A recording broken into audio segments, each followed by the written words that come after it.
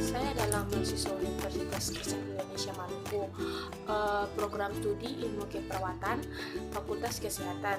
Di sini saya akan mensosialisasikan mengenai infrak miokardium. Tetapi sebelum itu, perkenalkan dulu, nama saya Nitena Sarasesile, NPM saya 1211441190080. Saya dari kelas D, nomor absen saya 47, mata kuliah keperawatan medikal beda 1. Dosen penempuh saya Ibu Grace Wakano, SCAP, MCAP. Selamat menyaksikan. Hal pertama yang kita harus ketahui yaitu apa sih infrak miokardium itu?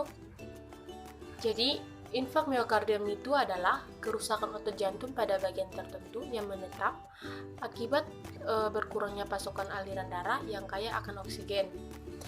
Otot-otot jantung yang sudah mati tersebut tidak dapat berfungsi seperti semula. Jadi dalam istilah sehari-hari, infrak miokardium sering disebut juga sebagai serangan jantung. Infrak miokardium sendiri dalam istilah medis berarti kerusakan jantung, otot jantung yang menetap karena berkurangnya pasokan oksigen. Ketika otot-otot jantung menjadi rusak, maka tidak dapat kembali lagi ke fungsi semula dan kemampuan jantung untuk memompa darah menjadi lebih berkurang. Kita masuk pada penyebab. Yang kita harus ketahui itu apa sih penyebab dari infrak miokardium? Penyebab utama dari terjadinya infrak miokardium adalah ketidakkeseimbangan antara pasokan dan kebutuhan oksigen di jaringan otot jantung. Kebutuhan oksigen di jaringan ke darah tersebut berkurang. Otot-otot jantung membutuhkan pasokan agar dapat terus memompa darah ke seluruh tubuh. Apabila aktivitas otot jantung meningkat, maka kebutuhan akan oksigen juga akan meningkat. Jika tidak mendapatkan oksigen dalam waktu yang cukup lama-kelamaan jaringan otot jantung dapat merusak dan bersifat menetap. Menurunnya pasokan oksigen ke jaringan otot jantung dapat disebabkan oleh sumbatan pada arteri koroner yang disebut dengan arteroskerosis, yaitu adanya plakue di dalam lubang pembuluh darah jantung. Yang ketiga adalah kita harus mengetahui apa itu gejala dari infrak miokardium.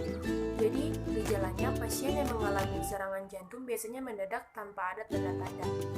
Tetapi pada beberapa kasus pasien dapat merasakan gejala pendahuluan sebelum terjadinya serangan jantung, yaitu lemas, rasa tidak nyaman di dada, gelisah, nafas pendek-pendek, mual, dan pusing. Jadi yang keempat yaitu upaya-upaya pencegahan infrak miokardium. Di sini saya ada 3 pencegahan, yaitu pencegahan primer, pencegahan tersier, dan pencegahan sekunder. Di sini saya akan memberikan penjelasan satu persatu. Yang pertama yaitu pencegahan primer. Upaya awal pencegahan PCK sebelum seseorang menderita dilakukan dengan pendekatan komuniti berupa pencegahan faktor-faktor PCK, terutama pada kelompok risiko tinggi. Pencegahan primer ditujukan kepada pencegahan terhadap berkembangannya proses ateroskerosis secara dini, sehingga sasarannya adalah kelompok usia muda. Yang kedua adalah pencegahan tersier. Tahap pencegahan ini merupakan upaya pencegahan terjadi komplikasi yang lebih berat atau kematian. Pencegahan dalam tingkat ini berupa rehabilitasi jantung.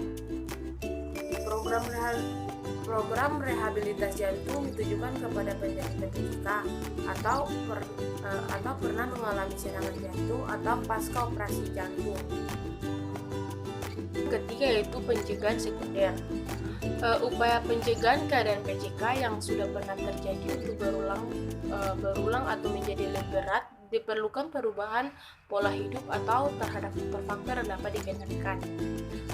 Screening juga termasuk dalam pencegahan sekunder yang bertujuan agar kejadian PCK dapat dicegah lebih dan ditangani sejak dini. CRP adalah metode terbaik untuk digunakan dalam screening dan yang paling ketat dipelajari. Screening bisa dilakukan dengan memeriksa kadar kolesterol dan tekanan darah. Pencegahan terobat bagi mereka yang sudah menderita PJK.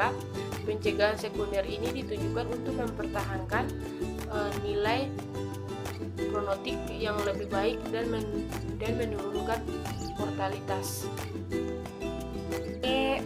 Terima kasih. Sekian dari video saya. Thank you for watching.